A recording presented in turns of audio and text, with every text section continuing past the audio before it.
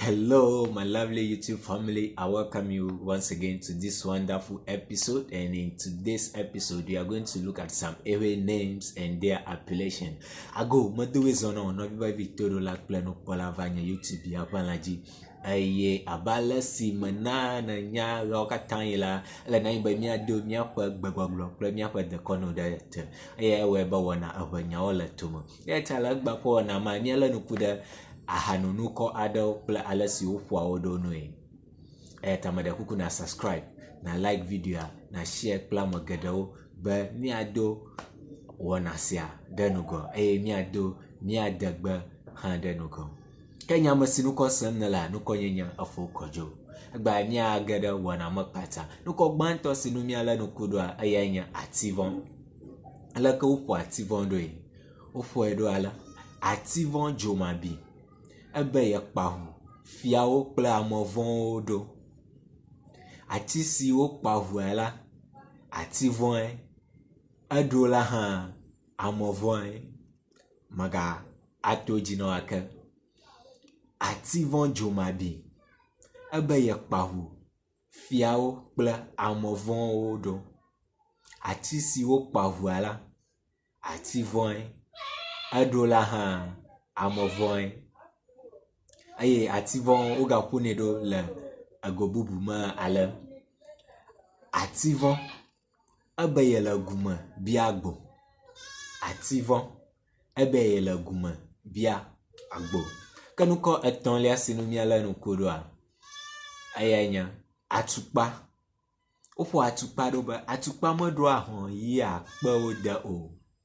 Negbe agbagbae le edrom.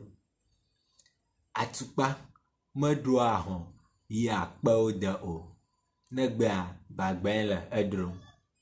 Ke nukɔ enelia si nu miale nuku ɖo le egba ƒe nusɔsrɔ̃ ma eyae nye kpesesẽ. Woƒoa kpesesẽ ɖo be kpesesẽ ʋli wotu asie wògbe mumu. Kpesesẽ ʋli wotu asie wògbe mumu. Ke nukɔ atɔ̃lia si nu miale nuku ɖo le egba ƒe nusɔsrɔ̃ ma eyae nye Ladzekpo. Woƒoa nukɔ sia ɖo be Ladzekpo mesia agbetɔ o alo Ladzekpo mevɔa agbetɔ o. Magaƒoe ɖo na wake. Ladzekpo mesia agbetɔ o alo Ladzekpo mevɔa agbetɔ o. Ke nukɔ bubu si nenye adelia nu miale nuku ɖoa eyae nye Kuɖite. Kuɖite. Wo Kuɖite agbematu. Edite agbematu. Kuɖite ebe ye dite agbematu. Ebe ne ye ku ye dite agbemete tu ge ɖo. Eye nukɔ bubu si nu miaga le nuku ɖoa eyae nye Kudolo. Kudolo. Eye woƒoa nukɔ sia ɖo be Kudolo agbemaɖe egɔme.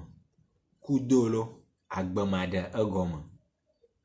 Kudolo agbemaɖe egɔme. Ke nukɔ enyilia si nu miale nuku ɖoa eyae nye Nuglozu. Nukɔ sia woƒoe ɖo kpie be Nuglozu alɔmatu. Ne Nuglozua menye aloe tugo. Nuglozu alɔmatu. Ne Nuglozua menye aloe tugo.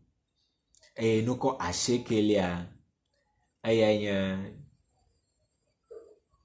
Ŋɔtsivɔ. Ŋɔtsivɔ ebe ye tso aƒe ɖe nugladome na amegãwo. Ŋɔtsivɔ ebe ye tso aƒe ɖe nugladome na amegãwo. Esiawoe nye nukɔ siwo miesrɔ̃ le egba ƒe alo nukɔ siwo nu miele nuku ɖo le egba hã ƒe akpadzi. Ke ɣe bubu yi la magahe wɔna geɖewo vɛ nɔ eya ta ame ɖe kuku na subscribe be ɣewo katã yi ke mahe wɔna aɖe vɛ la ɖeke matso nu o gake kpe ɖe nunye eye nama nusɔsrɔ̃ sia kple ame geɖewo be nado nye YouTube channel ɖe ŋgɔ. Nenema ke miado miaƒe gbea hã ɖe ŋgɔ. Akpe na miado ʋegbe kple fokɔdzo. Mina miado ʋegbe kple fokɔdzo. Ate nu akplɔm ɖo le Facebook eƒe nyawo kple fokɔdzo eye na alike miabe page na follow mi ne be aɖo dze kplem le Facebook la nukɔ yi me tɔna le Facebook nye efo kɔdzo sewɔnu eye nye nukɔ le Facebook eya ta ate nu aɖo dze kplem ne be age ɖe míaƒe WhatsApp habɔbɔ me